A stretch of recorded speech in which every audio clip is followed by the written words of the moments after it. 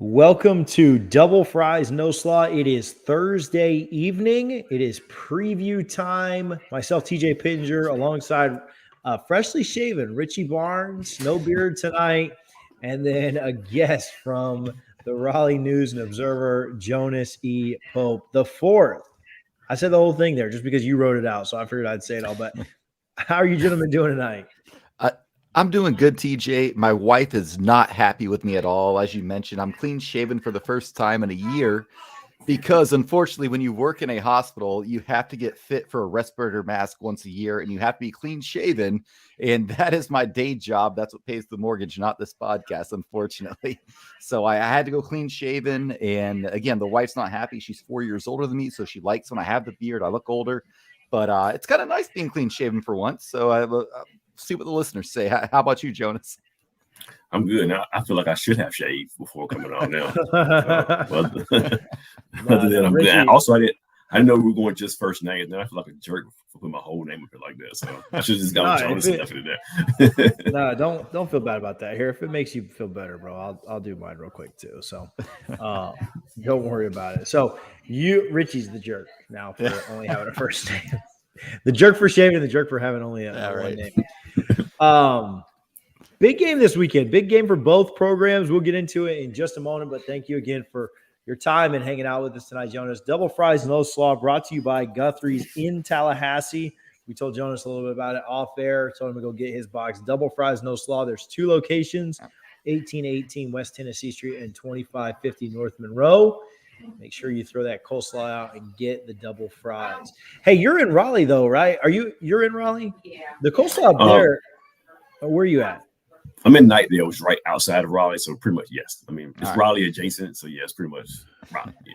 The coleslaw up there, like coleslaw, like I don't want to offend like our listeners before we really get into this, but I'm not anti-coleslaw on like a barbecue sandwich. Like, let me just say that. Like, I'm anti-coleslaw. Like, before you judge us real hard, because I'm sure the coleslaw up there is fine, but I'm anti-coleslaw at a chicken tender place. That's where I'm anti-coleslaw. Like, just the fries are like just deep fried. Like, just that's my big take there. But what's the place in Raleigh? Like, where should people go if they're looking for food in Raleigh before like an NC State game? Like I was telling you guys earlier, Amedio's is right near campus. It's an Italian restaurant. It's like an NC State fan fest. If you walk in there with all the NC State history on the wall. So definitely Amedio's right off Western Boulevard, short drive to the stadium, and it's right in the heart of campus. To your coleslaw point, I only eat coleslaw on barbecue sandwiches. That's it. That's it. Yeah, that's it. That's 100% it. I don't understand why you would ever do it outside of that. Like, who's like, I'll take the mayonnaise salad over there. Like, that's what it is. I'll take the mayonnaise cabbage. It still makes sense. Never slaw. Like good fries go in there. So, all right, Richie, start us off, and let's not let me derail this train wreck anymore. Well, first, thanks again, Jonas, for joining us today. We're here to talk about 19th ranked in the college football playoff, North Carolina State coming to Doak Campbell Stadium Saturday, 4 o'clock. ACC Network looks like a high of 58. Some morning rain, and then it should clear up. So should be some weather that the North Carolina State folks are really used to. Wolfpack favored by 2.5. And I want to start here, Jonas. If North Carolina State wins out, they're going to Charlotte. And nobody would have thought that coming into the season, mainly because nobody saw these struggles Clemson was coming in with. And that's a big deal. So what were preseason expectations for NC State? And what were they after you guys beat Clemson? Because that was a huge win right there in overtime there. I think the preseason expectations was, I think they had them, you guys featured just me. That's so awkward. They had them number 2 behind Clemson in the Atlantic. They had 20 starters coming back. So the expectations were pretty high, surprisingly high, probably higher than normal. And they're always high with the NC State fan base. They had them number 2 in the conference. They go down to Mississippi State and kind of stank up the place, and everybody's like, "Oh, this is the same old NC State stuff that we're used to." And then they beat Clemson. I mean, even though it's a down year for Clemson, they beat Clemson in 2 overtimes, and all of a sudden, everybody's ears perk up. Like, wait a minute, we may actually do what we're supposed to do. This is the year to get it done. You're going to beat Clemson. You're going to make it to Charlotte. This is the year to do it. then all the injuries started piling up, and everybody's like, "Oh, NC State stuff again. You know, we can't have nice things. This is what always happens to us." And then they go out and have a impressive home win last weekend against a talented Louisville team.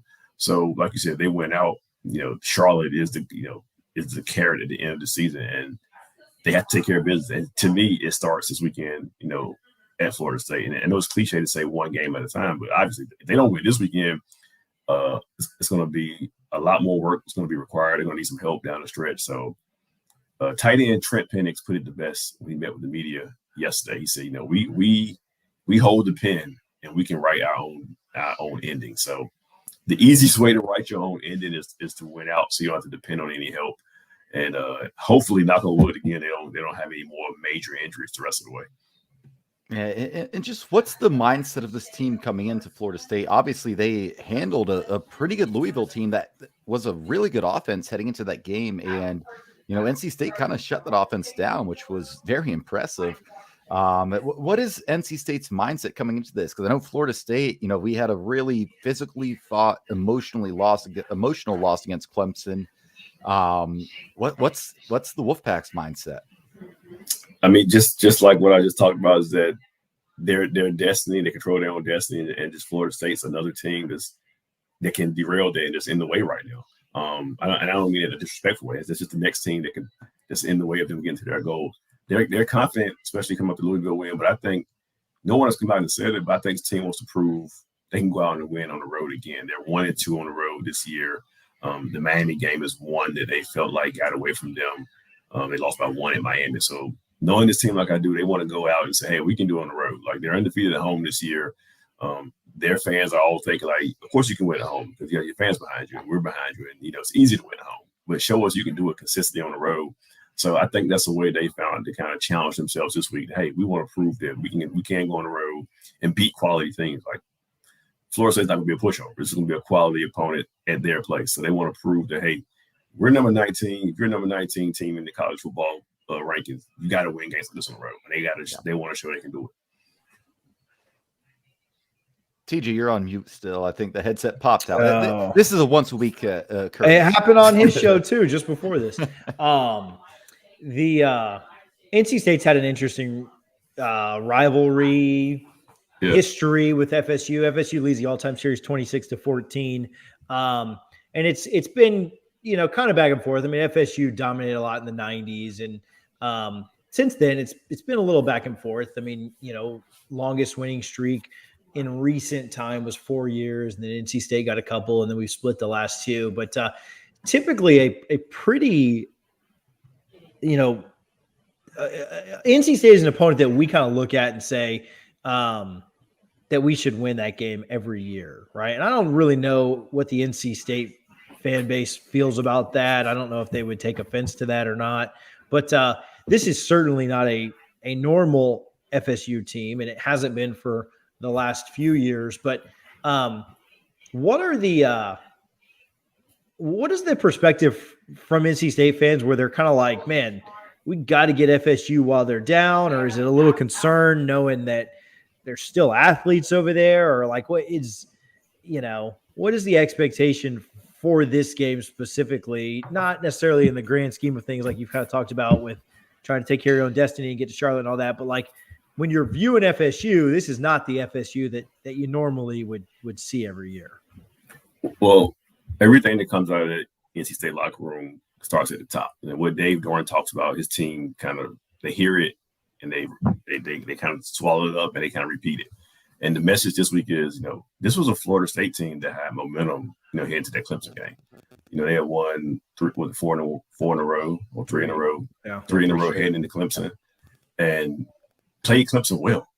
So they want to throw that 0-4 start out the window. In NC State's mind, that never happened. The only thing that happened was the last month or so where they were rolling. Where they came to North Carolina and smoked UNC and Chapel Hill right up the street. Where they played Clemson toe-to-toe and probably could have won that. Probably should have won that game. So down or not, it's still Florida State. The spirit's still inside the helmet. It's still Florida. There's still athletes down there. They still lead the series. You still got to play in their place. So there's no we should get them because they're down. No, we got to go down here and strap up and strap our boots up and put our mouthpieces in and get ready for a battle because it's going to be a tough game. You kind of talked about this on your show, and if you guys want to hear a little more about NC State, do you do a Spaces every Thursday night? Is that typically when you do it to kind of like talk about the upcoming game? Yeah, it started out during the season. I was doing them from like 2 hours before the game, but I realized everybody was tailgating and nobody was really listening. So Exactly. I started doing them on Thursdays, either 6:30 or 7 o'clock. I try to get someone who covers the opponent and come on. So yeah, Thursdays at 7 o'clock, 6:45 or 7 o'clock. Yeah. So check those out on Jonas's Twitter. We've got it linked here on the show and in the comments. Talking about NC State on offense. We talked about this a little bit on your show, whether they try to pass to set the run to set the pass. Florida State's defensive line has definitely been a strength all year. How do you think that NC State comes out and kind of attacks this defense to start? Do they try and go at Florida State's strength? Do they try and go at their weakness? What's kind of the thought there? I mean, you've been around college football long enough to know how stubborn head coaches are. And so Dave Doran and Tim Beck, they're not going to change. They're going to try to set up the run. They're going to try to start the run. Every coach has that. I think Dave Doran used the word bravado about them when it comes to running the football. They all want to show, hey, we can reestablish the line of scrimmage and push you around and just run it right at you. So I don't expect that to change, especially because everybody's been talking about it so much up here. If anything, he just wants to show everybody, look, we can run the football. So I do expect them to come out and try to establish Zonovan Knight and Ricky Person. With that being said, the way Florida State plays the run, the way everyone has played the run the last few weeks, they won't have any problems letting Devin Leary throw the football around 30 times if they need to. I mean, Dave Doran said he's a proud coach who wants to establish the run, but he also wants to win more. He wants to run the football. So if I have to beat you throwing, then that's the way we have to win the game. Then I don't mind doing that. So, I mean, they'll come out and try to do some things and kind of throw jabs. Like I would always like it to a boxing match. They'll throw their jabs and kind of feel each other out. And then the second and third quarters when they start throwing their haymakers, and then the fourth they'll go for the knockout, whichever's working. So they're definitely going to try to run the ball. But if Florida State's going to make Devin Leary beat them, then they don't have any issues with that. Yeah, and that's kind of what worries a lot of Florida State fans. Up front, we're really strong. I like our front four against almost anybody in the conference, sans Clemson, maybe even NC State, obviously, with what they have. But it's one of those situations where you said they want to establish a run, but how quickly has there been a game maybe against Clemson where the run game just hasn't been working and they've had to abandon and go to that pass attack where it just worked out for them? Because that's kind of what I see happening on Saturday. Yeah, they actually ran the ball okay against Clemson. I would say one game where they kind of just like, nope, this isn't working. We got to throw it more. It was Miami. Those Miami guys were just living in the backfield. It's all right, Devin. It's on you. And like I said, they lost by one. They had their chances in that game. So if they see by the second quarter they're not getting any yards and the Seminoles are living in their backfield and just penetrating, and they're like, all right, Devin, we're gonna line it up, 4 wide receivers, 3 wide receivers, and let you pick your poison. I mean, that's what Dave Doran said. You got to pick your poison. So if Florida State's poison is all right, Devin Leary beat us, then he's going to throw those big wide receivers on the boundaries and open up that passing game. Yeah, and then on the flip side, it seems like, NC State, they have a solid offense, but the defense really seems to be the strength of that team. Just looking at the stats and from outsiders' insight, what is it that they do so well that makes them top 20 nationally on defense? According to Bill Conley's SP Plus, I think he has them at 18th in the country on defense, which that's a pretty tough task for a Florida State offense that is one-dimensional and tends to struggle. And down 4 starters. That's one thing I don't know if people nationally realize that. There are 4 starters out for the year on defense. But a couple of them were captains, right? 2 captains, 2 linebackers. 2 captains, yeah. Mm-hmm. All American type all ACC candidates for sure. But it's really simple. It sounds really cliche to say this, but defensive coordinator Tony Gibson, I asked this before the season. Like he had 10 starters coming back. So I was like, what are you going to do? Are you going to throw more at them because they're so experienced? He's like, actually, no, we're going to keep doing the same stuff because I want them to play faster. So what he's done is had those guys perfect their techniques, what they already knew last year, and just know it in and out and just play faster. They're not thinking as much. they're flying to the ball. The defensive line in the passing game, they're not getting a lot of sacks, but what they're doing is they're being very disruptive. So they're getting quarterbacks off their spots and making them throw the ball, get rid of it faster than they want to. And what the defensive line is doing is making the secondary look good because, again, quarterbacks don't have time, so they're getting the ball out fast. So it starts up front with that front, I guess front six because they run 3-3-5. Well, yeah, front six, three down linemen, 3 linebackers. So it starts with those front guys applying the pressure and just causing so much chaos up front. But I mean, it's to me, it's not really an X and O's thing. They're just playing faster because Tony Gibson has kept things simple and their experience. They all played last year. They all started last year. So they're just flying to the ball and just thinking less and just reacting to playing football. So y'all have one guy on the defensive line that Florida State fans are very familiar with. Corey Durden, obviously. He was not bad at Florida State. He was actually pretty good. Just for whatever reasons, things did not work out. Transfer to NC State. Seems like a great decision for him. He's had a great year by all accounts. Obviously, that Miami game, it is what it is. But I saw last week, just after that Miami game, when he, jumped off sides. And again, that center might have did a stab infraction. I mean, I'm sure that's a huge topic with ACC refs, with NC State fans, just like Florida State fans in our pass interference and hit out of bounds last week against Clemson. But he led the defensive line in snaps last week. How has he been? And I know he's kind of downplayed the idea of returning to Tallahassee, but this means a lot to him, right? Yeah. I mean, we talked to Corey, Thursday. We talked to Corey yesterday. And like you said, he downplayed. He said all the right things about, hey, this is my team now. And, once the game starts, I won't get into all that. But then in the same breath, almost, he just spoke so highly of his time at Florida State. So that it's going to mean something to him. Yeah. I mean, and TJ and I talked about this on my Twitter space. Like, I don't think Corey's the type of guy who's going to get so emotional he's going to do something stupid to hurt the team. Like, he won't get a personal foul because he's so fired up, I don't think. But you can just tell by talking to him, this school means a lot to him. He got his degree from there. He talked about that. He talked about some of the friends he made there. He's from Florida. He's a Florida guy. He talked about how this game he's going to have the most family in attendance that he's had all year. So there's no doubt this is a big game for him. But like I said, he tried to downplay it, saying, no, this is my team. I'm not thinking about that. And the coaches early in the week said, yeah, we'll talk to him to make sure, he just focused on his task at hand. But I mean, there's got to be some juices flowing. He's in that visitor's locker room, and he comes out on the other side. And the guy I'm going to watch. He's not playing. Is Cyrus Fagan. Like he'll travel with the team because ever since he got injured, he's been the unofficial hype man on the sideline. So like at Boston, he might go out and get a 15-yard penalty. Yes, exactly. Yes. That'd be nice if someone else would get it for a change. Right? Yes. We're against Miami.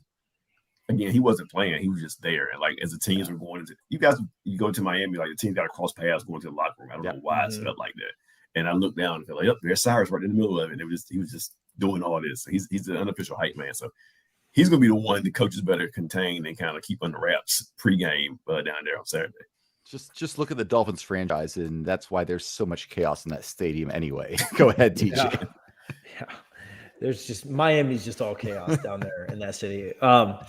Okay, cool. Well, we do this is kind of fun, but we do like an over-under segment. We're gonna pick 5. Richie, did you 5 this week? 1, 2, 3. Yeah. Oh my gosh. Oh yeah, 5. All right. Those are just more. That last one I just had to throw in there.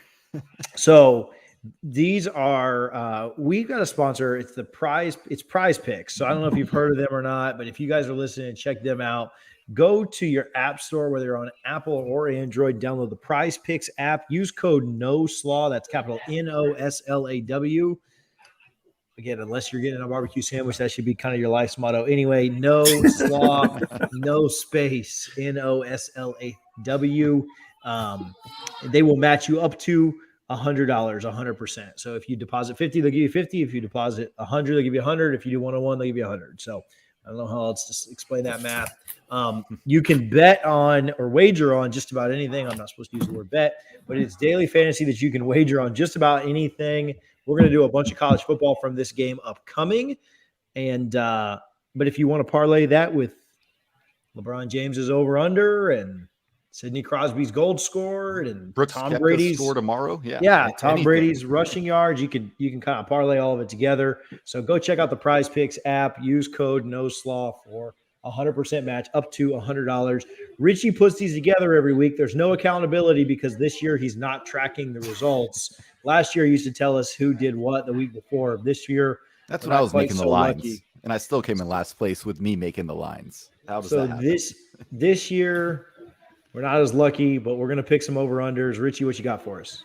Yeah, we'll start with the first one, and I'll go first here just because I don't want to like cheat code it. Jordan Travis, 171.5 pass yards. I'm going under. I'm not sure he plays. There's been a massive bug outbreak on Florida State's campus. Florida State had to cancel their baseball Garnet Gold game. They canceled their swim and dive meet. Apparently, a lot of football players have been affected. Mike Norvell spoke about this openly, so it's not like it's secret information or anything that I'm letting out. I would not be surprised if Mackenzie Milton takes the first snap, and I'm going to take the under just because I don't even know if Jordan Travis is going to play. TJ, we'll let you go just because I know Jonas probably doesn't have all of this, hasn't heard most of it, just to give him a little bit of an edge here. On a betting rule, though, if he doesn't play, that bet gets canceled. So you can't win the bet. But if by picking the under, is that with Prize Picks though? Because I know that's with any wagering thing. Like if they don't play, okay, you don't get that. So I'll take the under regardless.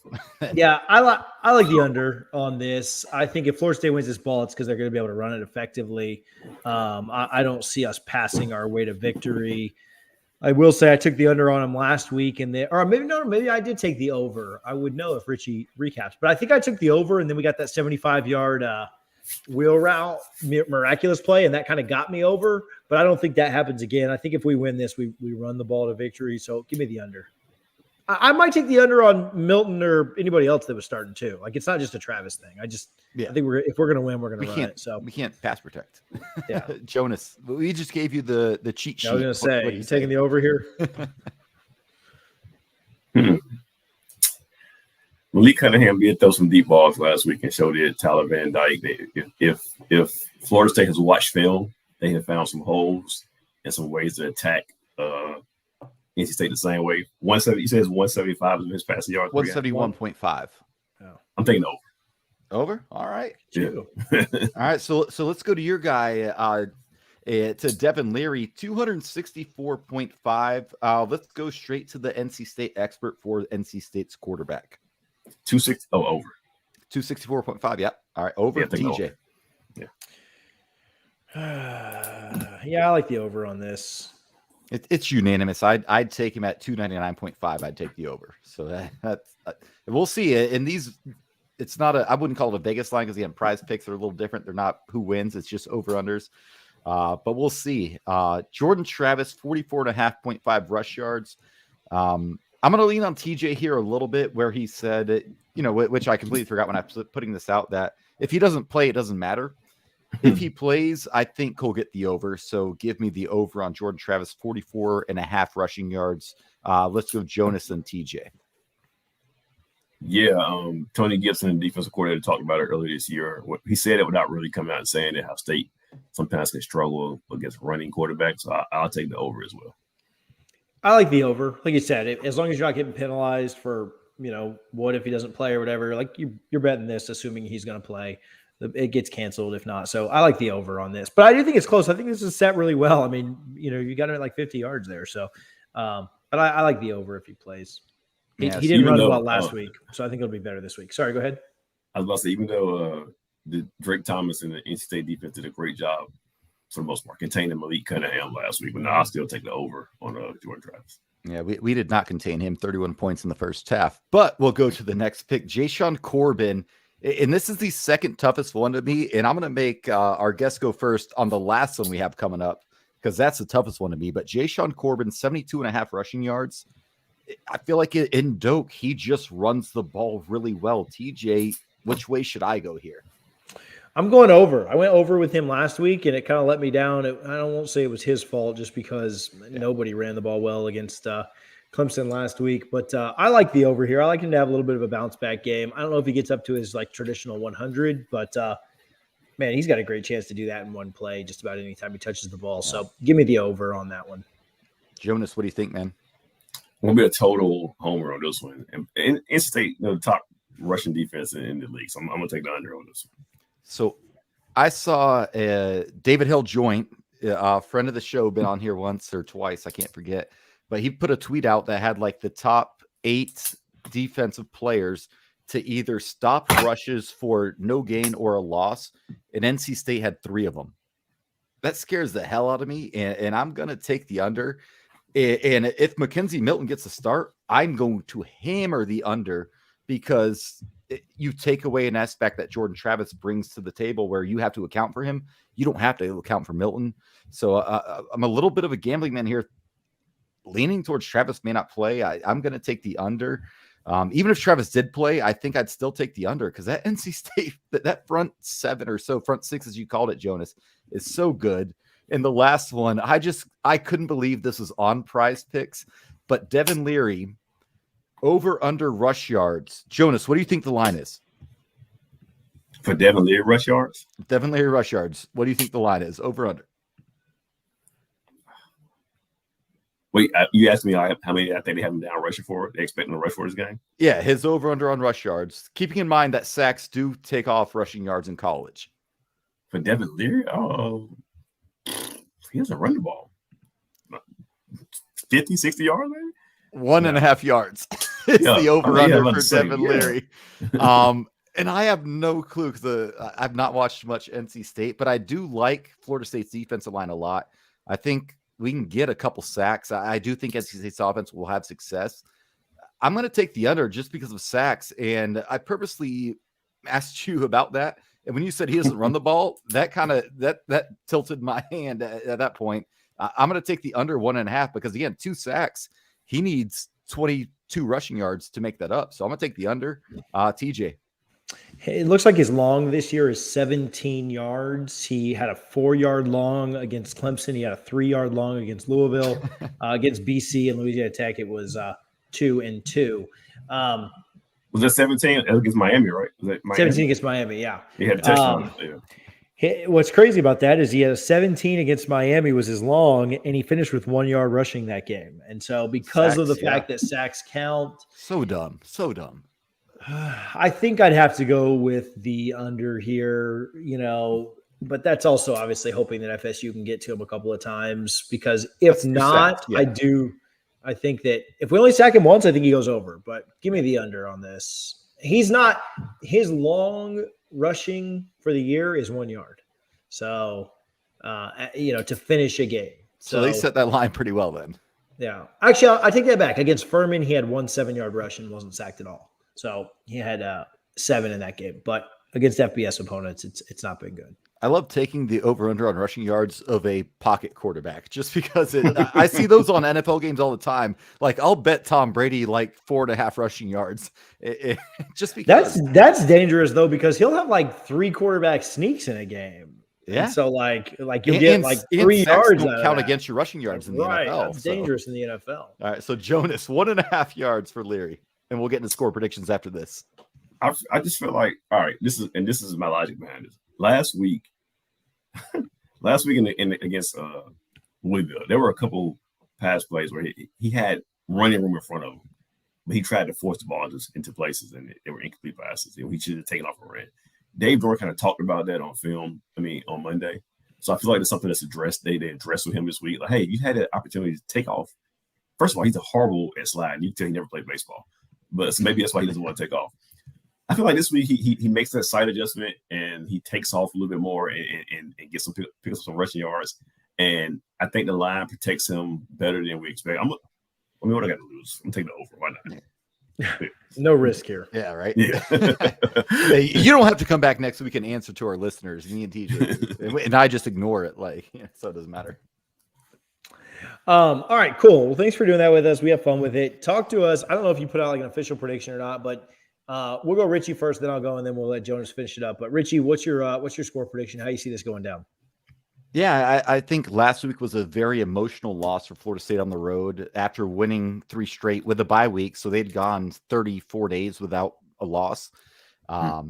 Very disappointing ending when you have the lead and the ball in the fourth quarter at Clemson and you find a way to give the game away, not give it away, because you were probably outplayed most of the game, but you had a chance to steal it and you chose not to.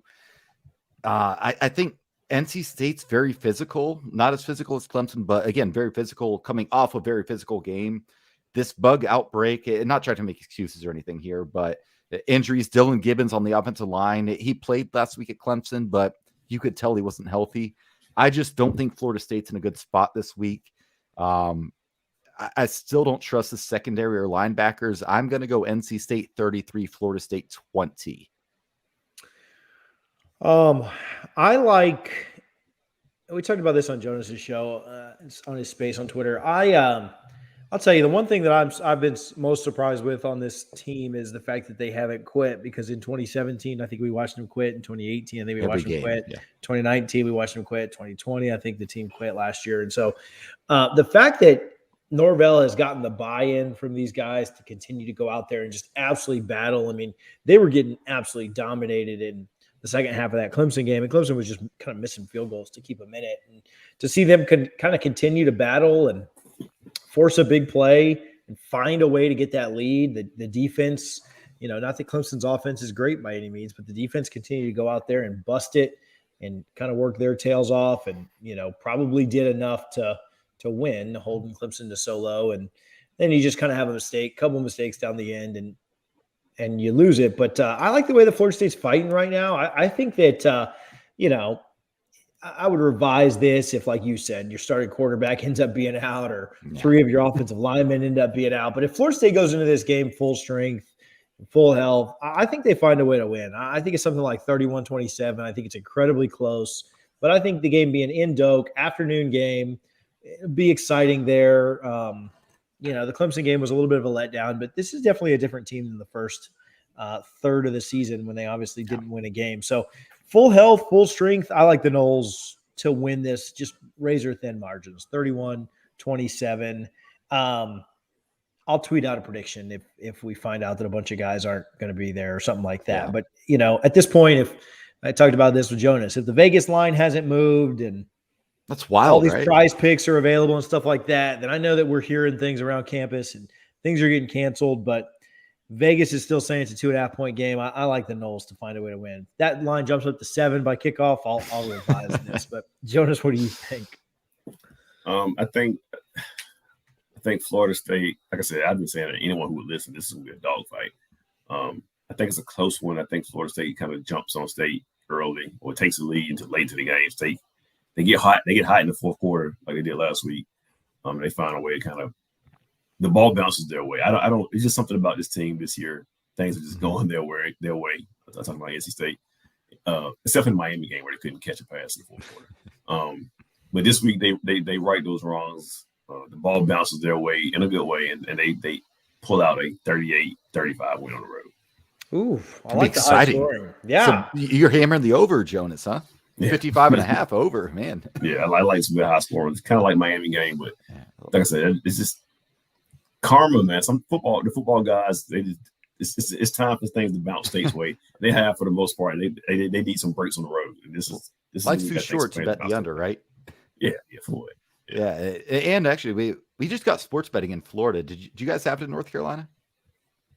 I'm pretty sure we do, or it's coming pretty soon out in the casinos. I think if it's not here, it's on its way soon. Just random. I love asking. Like, it's weird how these states are so different when people are like, "Who cares anymore? Just go ahead and do it." Yeah. Jonas, tell the people where they can follow you, where they can find your work. We appreciate you a ton for hanging out tonight. But where can the people find your work and everything that you write and what you do? Yeah, obviously the newsandobserver.com. And I post a lot of stuff on Twitter at JEPope4 on Twitter. Awesome. Well, thank you so much for your time. Enjoy Tallahassee. If you get a gut box, enjoy that too. Send us a picture of it. We'll make sure that everybody knows you had it. Give us a rating, like 10 out of 10 or what. But enjoy the game. Enjoy all the pregame stuff. It'll be fun. And, man, safe travels and good luck. Real quick, Jonas, I promise you that Guthrie's will be way better than that email our team sent you about what they're serving in the press box at the game. No, they said it was Chick-fil-A, and I was very excited. I know. About that. Bro, relax. Let's not slander Chick-fil-A on you. I know Guthrie's pays the bills, but let's not. No, I really like Chick-fil-A. Sorry. Yeah. Especially because where I live, the Chick-fil-A is being remodeled. So I haven't had Chick-fil-A in like it's right up the road. It's like 3 miles up the road. Oh, man, so you're ready for some, huh? Yeah, I haven't had like a month, so I'm very excited. About my Chick-fil-A box. TJ does a bourbon podcast, and his co-host last week, someone didn't show up, and he was walking around stealing all the extra cookies and Chick-fil-A sandwiches. I thought that was hilarious. Said in the press box. That kind of guy. So if you see Brendan Sinone of Knowles 247, you can have his cookie. Okay, just tell him TJ said you got. Thank you for hanging out, man. We appreciate it. Have fun this weekend. Hey, thank you guys for having me. I appreciate it. Had a good time. Thanks, buddy. Take care. Yep. Jonas Pope of the News and Observer. Almost lost that. All right, we had some news. I'll let you kind of lead it off, and then we'll talk about it. Richie? Yeah, it was, and I think we agree here, TJ. It was much bigger news on the timeline and on the message boards than I think either of us really think it is. But Chubba Purdy does enter the transfer portal. Weird timing with just 4 games left, because why not just sit it out? There's a chance you may be called on to enter a game, put some more good film out there, and potentially, if you're dead set on transferring, at that point, get some more film. But yeah, Chubba Purdy transfers, and it's not surprising, right? And this is what I wanted to get at. Quarterbacks, especially a blue chip quarterback, a top 150 guy like Chubba Purdy, they do not want to wait 2+ years to play. And with Jordan Travis coming back and Purdy has not been able to beat him out, he'd be waiting at a 3rd year on campus without starting. This happens, guys. Spencer Rattler got sat for 1 game at Oklahoma, and he entered the portal immediately. So the portal is going to be a problem regardless for teams, and it's also going to be a solution for a lot of teams, as Mike Norvell saw with Jermaine Johnson, Keir Thomas, Jamie Robinson, a couple of big hits he had. But Purdy, I'm just curious to get your thoughts. I do think it is a hit long term, but not this year. And if Mike Norvell can go out and find a better, more proven quarterback in the portal this year to bring in, it's a net positive. That's why I'm not freaking out about it. But the timeline, my goodness, and the message boards, I feel bad for Josh and Brendan having to moderate those things, because that had to be brutal. I never feel bad for those guys ever. I'll say that. They get paid to do handsomely that. To do this, yes. Yeah, so I don't feel bad. No, I don't think it's that big of a deal, because I don't think he was ever going to see significant burn here at Florida State. Best of luck to him. In fact, I was actually sent a message on, I think it was Monday night, that it showed up on a UCF message board, their rivals message board, that, it was definitely a message board kind of fodder, but basically somebody said, hey, I'm good friends with Jordan Travis's family. Not Jordan Travis, Chubba Purdy's family. He's going to enter the portal this week. He's not happy with the situation. And so I had seen that, and then kind of basically said, it doesn't really shock me, because Travis is going to start this year and next year. And if it's not Travis next year, it's probably going to be Duffy or something. And there had been rumors about Purdy wanting to enter the portal earlier this year, right? So not super shocking, not something that I think is surprising to anybody. So, it just, I don't know. You'd like to have the depth, but at this point of the year,